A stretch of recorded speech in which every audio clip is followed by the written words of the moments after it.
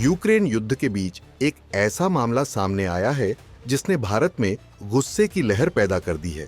Ukraine ने दावा किया कि रूसी मिसाइल ने यूक्रेन में भारतीय दवा कंपनी कुसुम हेल्थ केयर के गोदाम पर हमला किया, लेकिन अब रूस ने साफ कह दिया है कि हमने नहीं, यूक्रेन की अपनी मिसाइल गिरी है।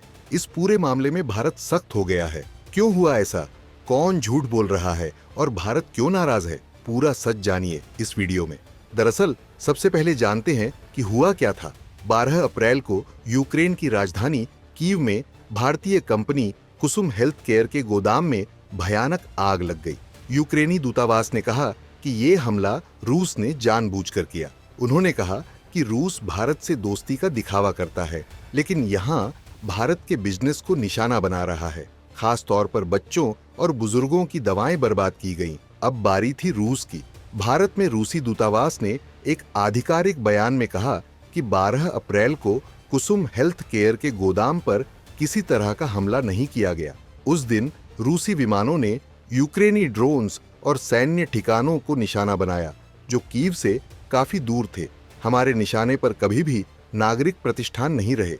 रूस ने आगे कहा कि गोदाम पर जो मिसाइल गिरी वो संभवतः यूक्रेनी वायुरक्षा मिसाइल थी। यूक्रेन की वायुरक्षा अक्सर अपने ही शहरों में मिसाइल गिरा देती है। ये पहला मामला नहीं है। यूक्रेन की पुरानी वायु रक्षा मिसाइलें और घटिया इलेक्ट्रॉनिक सिस्टम इसकी वजह है। रूस का कहना है कि हम कभी भी भारत जैसे मित्र देश के बिजनेस पर हमला नहीं कर सकते। भारत ने इस घटना पर गंभीर नाराजगी जताई है।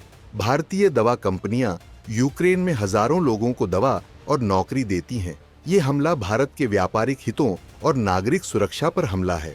भारत ने कीव में अपनी एम्बेसी और यूक्रेन सरकार से तत्काल रिपोर्ट मांगी है। भारत चाहता है कि सच्चाई सामने आए और दोषी पक्ष की जवाबदेही तय हो।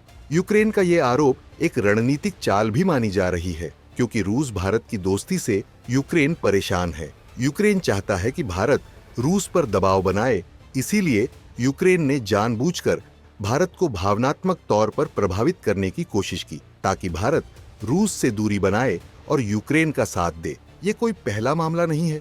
इससे पहले भी यूक्रेनी वायु रक्षा मिसाइलें अपने ही मकानों और अस्पतालों पर गिर चुकी हैं।